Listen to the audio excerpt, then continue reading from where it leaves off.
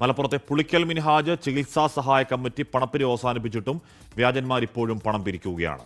സമൂഹമാധ്യമങ്ങളിൽ പ്രചരിക്കുന്ന വീഡിയോയിലെ നമ്പറുകൾ വ്യാജമെന്ന് ചൂണ്ടിക്കാട്ടി സഹായ കമ്മിറ്റി പോലീസിൽ പരാതിയും നൽകി. ഞങ്ങളിവിടെ ഒരു ജനകീയ കമ്മിറ്റി രൂപീകരിച്ചിട്ട് വളരെ പാവപ്പെട്ടൊരു കുടുംബം. അപ്പോൾ അതിന് വേണ്ടിയിട്ട് ഏകദേശം ഒരു 55 ലക്ഷം രൂപയോളം അവർക്ക് ചിലവ് വരുന്നുണ്ട്, ഹോസ്പിറ്റൽ ചിലവ് തന്നെ. ഞങ്ങൾ ഏകദേശം ഒരു ഓഗസ്റ്റ് 3-ാം തീയതി ആ ഫണ്ട് ഞങ്ങൾ ക്ലോസ് ചെയ്തിട്ടുണ്ട്.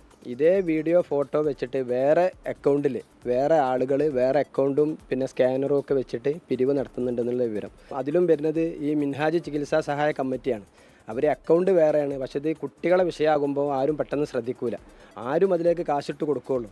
അപ്പോൾ അത് ഞങ്ങൾക്കും കൂടി ഒരു ക്ഷീണമായി എന്ന് ഞങ്ങൾക്ക് തോന്നിയപ്പോഴാണ് ഞങ്ങൾ ഇന്ന് പോലീസ് സ്റ്റേഷനിൽ പോയിട്ട് പരാതി കൊടുത്തത്. ഷഹദ് റഹ്മാൻ വാർത്തയുടെ ഷഹദ്, ആ ദിവസങ്ങളിൽ എന്താണ് ഉദാരമായ ആ കുടുംബത്തിന് വേണ്ടി സഹായം പ്രവാഹം ഉണ്ടായതാണ്. അത് ഉറപ്പായും മലയാളി അങ്ങനെ തന്നെയാണ്, മലയാളിയുടെ സ്നേഹം അവിടെയും പ്രകടമായി കണ്ടതാണ്. അത് തട്ടിപ്പൊക്കെ ഉള്ള വഴിയാക്കുക എന്നൊക്കെ പറയുന്നത് ഒരു കഷ്ടമാണ്. ആരാണ് ഇത് ചെയ്യുന്നത് ഷഹദ്? ഹാഷ്മി, ഇതങ്ങനെ ചില്ലറ ഒരു കേസല്ല. കാരണം ഇത് നമ്മളൊരു നിസ്സാരവൽക്കരിച്ച് തള്ളാനും സാധിക്കില്ല. ഇത് കഴിഞ്ഞ 2 വർഷത്തോളമായി സംസ്ഥാനത്ത് അല്ലെങ്കിൽ ഇതര സംസ്ഥാനങ്ങളിൽ നിന്നുള്ള ആളുകൾ സംസ്ഥാനത്തെ ഇത്തരത്തിൽ ചാരിറ്റി വീഡിയോകൾ ചെയ്യുന്ന സാമൂഹ്യ പ്രവർത്തകരായിട്ടുള്ള വീഡിയോകൾ റീപോസ്റ്റ് ചെയ്താണ് ഇത്തരത്തിൽ ദുരുപയോഗം ചെയ്യുന്നത് എന്നുള്ളതാണ് ഏറ്റവും പ്രധാനപ്പെട്ടിട്ടുള്ള കാര്യം. അതിൽ ഹാഷ്മി സൂചിപ്പിച്ചതുപോലെ തന്നെയാണ് മലയാളികൾ ഇത്തരത്തിലൊരു സഹായം അഭ്യർത്ഥിച്ച ആളുകളുടെ അടുത്തേക്ക് വരുന്ന ഘട്ടത്തിൽ എല്ലാവരും മെയ് മറന്ന് സഹായിക്കുന്ന ഒരു സ്വഭാവം മലയാളികൾക്കുണ്ട്. അത് മുതലെടുത്തുകൊണ്ടാണ് ഇത്തരത്തിൽ ഇതര സംസ്ഥാനങ്ങളിൽ നിന്നുമുള്ള ആളുകൾ ഇത്തരത്തിൽ വ്യാജ വീഡിയോകൾ പടച്ചുവിടുന്നത് എന്നുള്ളതാണ്. ഇപ്പോൾ ഈ മിൻഹാജിന്റെ കേസ് തന്നെ പരിശോധിക്കുകയാണെങ്കിൽ അവർ ഓഗസ്റ്റ് 3-ാം തീയതി അവർക്ക് ആവശ്യമുള്ള പണം ലഭ്യമായതിനു ശേഷം അത് പൂർണ്ണമായിട്ടും അവസാനിപ്പിച്ചതാണ്.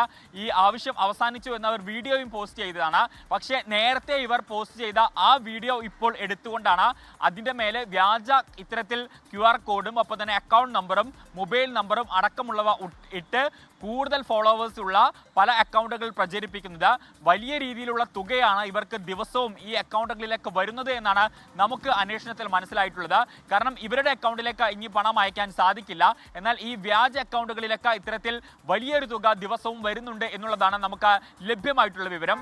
പല ഘട്ടങ്ങളിൽ ഈ സഹായ കമ്മിറ്റി ഈ നമ്പറുകളിൽ ബന്ധപ്പെടാൻ ശ്രമിച്ചിട്ടുണ്ടായിരുന്നു. പക്ഷേ അത്തരത്തിലൊരു നമ്പർ നിലവിലില്ല എന്നുള്ളതാണ് നമുക്ക് ലഭ്യമായിട്ടുള്ള വിവരം. എന്തായാലും ഇതുമായി ബന്ധപ്പെട്ട് ഇപ്പോൾ കൊണ്ടോട്ടി പോലീസിൽ ഇവർ പരാതി നൽകിയിട്ടുണ്ട്. ഇത് ഒറ്റപ്പെട്ട സംഭവമല്ല.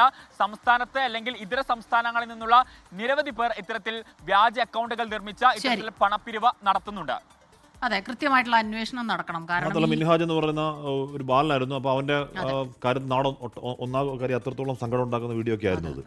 എന്ന് പറഞ്ഞാൽ നമ്മുടെ കയ്യിൽ എന്തെങ്കിലും ഉണ്ട് കൊടുത്തു പോകും എന്ന രീതിയിലുള്ള അത്രയും ദാരുണമായിരുന്ന അവസ്ഥ.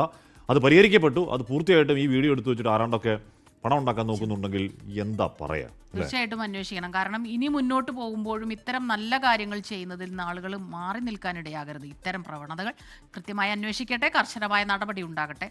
ലോകത്തെവിടെയായാലും ഏത് സമയത്തും 24 വാർത്തകളും ഓഗ്മെന്റഡ് റിയാലിറ്റി പാക്കേജുകളും എക്സ്പ്ലെയിനറുകളും വിശദമായി കാണാൻ ഞങ്ങളുടെ YouTube ചാനൽ നിങ്ങൾക്ക് സബ്സ്ക്രൈബ് ചെയ്യാം.